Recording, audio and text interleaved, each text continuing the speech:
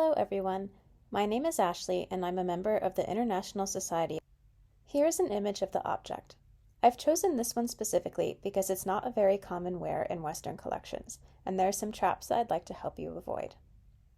All images in this presentation are of objects in the Victoria and Albert Museum. To begin, imagine you've been hired for an estate appraisal and the client asks you to appraise this ceramic bowl. They tell you they think it's Chinese and their grandparents purchased it at a fair a long time ago. You examine the object thoroughly, but you've never seen anything like it before. How do we begin the process of appraising it, and which types of questions should we be asking? The first two questions are, what type of object is this and what are the materials? We're able to tell from looking at and touching the object that it's a porcelain deep bowl with polychrome overglaze enamels and what appears to be a religious scene of some kind. Feeling the physical bumps of the enamels tells us that there is overglazing. Not knowing any further specialism, we can just see that there are a lot of repetitive geometric patterns and a specific palette. When was it made? We don't know yet, but we think that it could have been made in China, so we look up time periods that used overglaze enamels and keep those questions in mind as we move through the rest of the questions. Next, where was the object made? We don't know yet. The client said it might be Chinese, but there's no evidence. We know it's religious art because we can see the central figure praying, so our next step is to do some research on Chinese religious ceramics using a variety of online and print resources.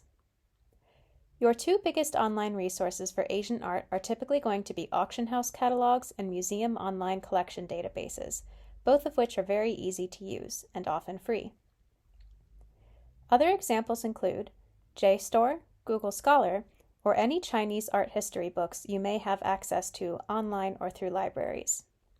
Lastly, a very underutilized resource is simply a reverse Google image search. It will rarely be a perfect match, but if an object is common enough, it can point your research in the right direction.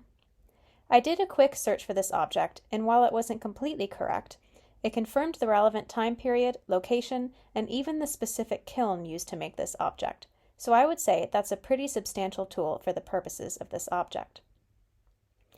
So, let's pretend we've exhausted the initial research step and found that the techniques line up pretty well with those of traditional Chinese ceramics, but the religious imagery does not at all. Where does this leave us? Another important question related to where was it made is, who is the intended audience? A lot of appraisers forget this, and it can lead to completely misidentifying and therefore misappraising the object. Sometimes, objects are made by and intended for similar audiences, but other times they're not. What's the subject matter? Are there any unusual visual characteristics? What our research should have told us by now is that while the techniques point to China, the imagery does not, so the implication of this is that it is an export ware. We know this is a religious piece, but we don't know much else about the imagery. We see the figures are wearing headdresses, so after doing focused research about that, we can hopefully now narrow this down to Cambodia or Thailand. The common pitfall with an object like this is that appraisers look at the technique and assume it's Chinese. And while it's true that it was made at Jingdezhen, the imagery is distinctly Thai, and nearly its entire history would have been spent in Thailand.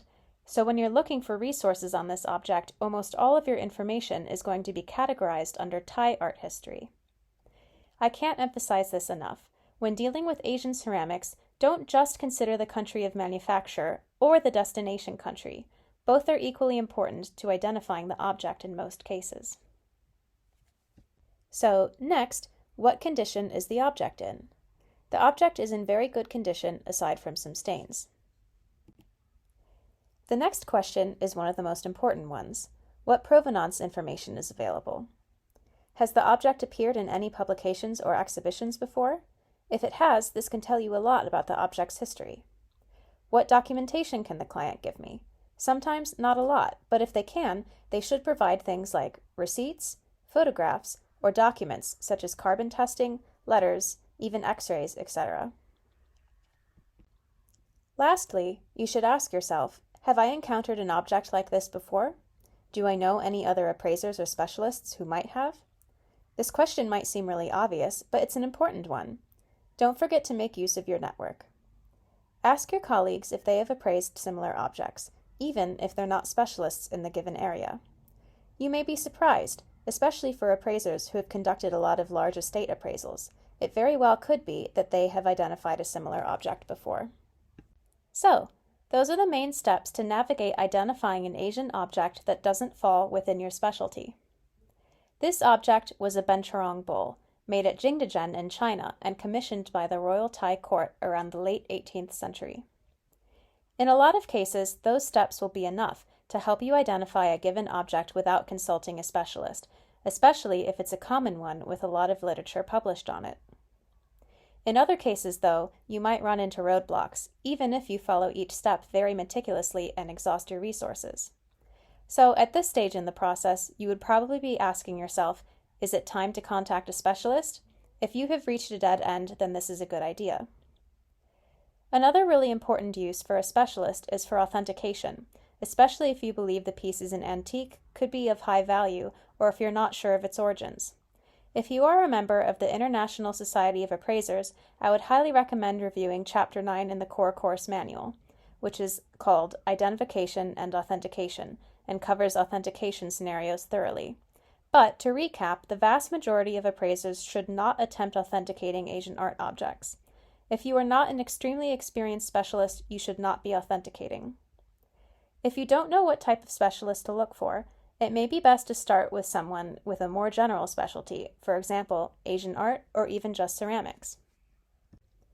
And that's the process for identifying an Asian art object as a generalist appraiser.